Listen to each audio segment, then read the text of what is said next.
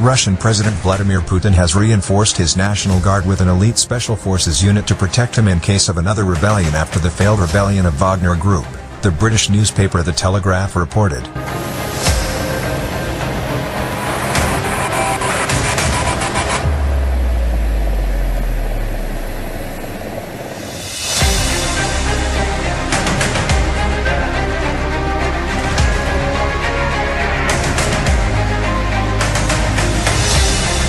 The National Guard, created by Putin in 2016, has 320,000 men and reports directly to him rather than the Ministry of Defense. It's headed by Putin's loyal former bodyguard, Viktor Zolotov, and its main functions have included cracking down on anti-government protests. An MP for Putin's United Russia Party, Alexander Kinchtin, said that Putin has personally ordered the Interior Ministry's 7,000-men strong GROM Special Forces unit to move under its command.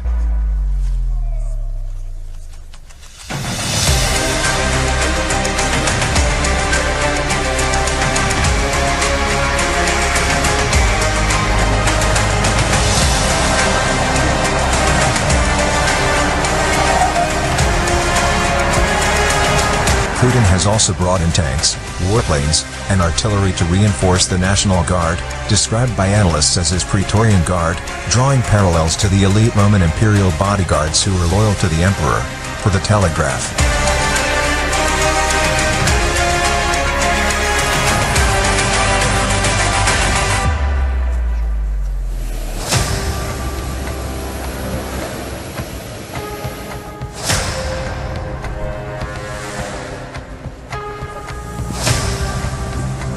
Vladimir Putin's bodyguards are primed to anticipate any possible attempts to assassinate him. Bodyguards armed with Kevlar umbrellas and bulletproof briefcases, body doubles at the ready and food tasters for every meal are just a few of those reportedly enlisted to protect the Russian leader from any attempts on his life.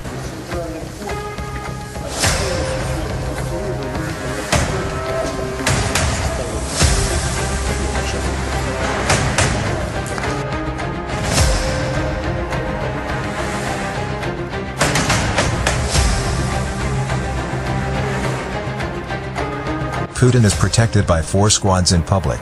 The first faction is visible and stays close to Putin, alert for any danger and willing to take a bullet for him. If they need to go on the offensive, each carries a 9mm Gurza pistol capable of shooting 40 bullets a minute.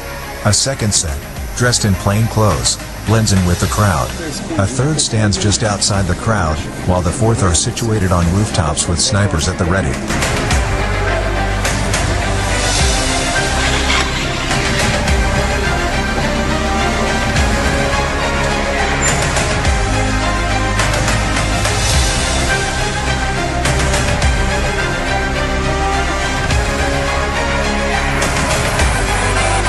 Putin's security service are deployed months ahead of a public appearance by Putin, to stake out all threats, criminal activity, social unrest, image perception and even the possibility of natural disasters, such as earthquakes or floods in the region during the potential visit, says the state-sponsored website.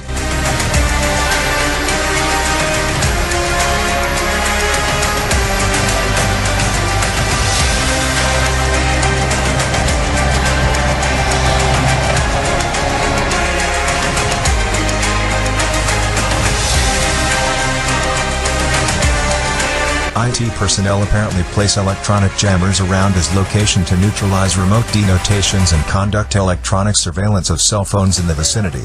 If immediate extraction is required, the president can be whisked to safety in an armored convoy carrying heavily armed military soldiers.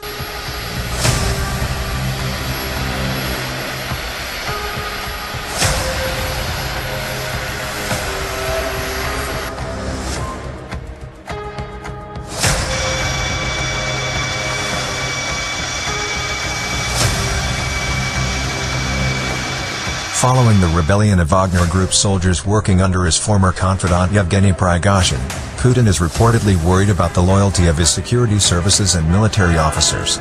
A former member of President Vladimir Putin's protection service says the Russian leader is so paranoid he doesn't even trust his own guards.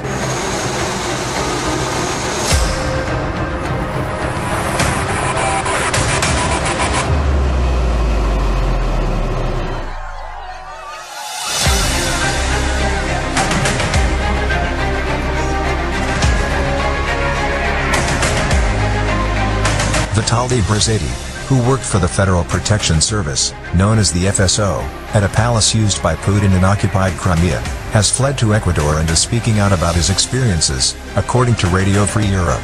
In an interview with independent Russian outlet TV Rain, Brzezinski said he worked at the massive palace at Oliva, a state-owned building on Crimea's southern coast that is widely understood to be used by Putin.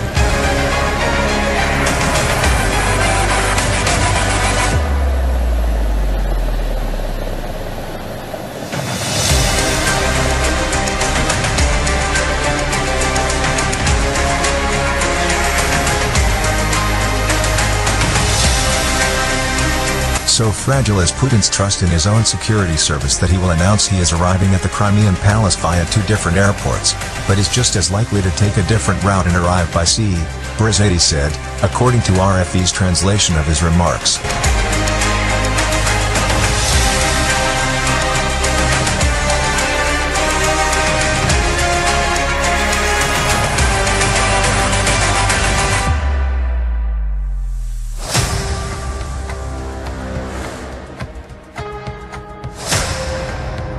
Russian President Vladimir Putin is so paranoid about being assassinated that he does not allow anyone but one of his bodyguards to use washing machines at his residence in Crimea, and also employs armed divers to scour the waters around his private beaches for possible threats, according to Brzezinski.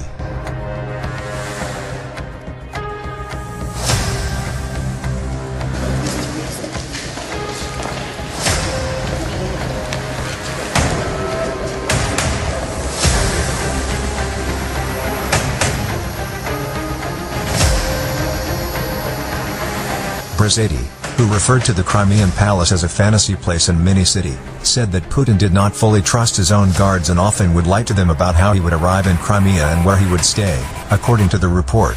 People were told, he's resting at the dacha and everybody is running around guarding him, but he could be in another place altogether, Brzezinski told TV Rain, according to the Telegraph.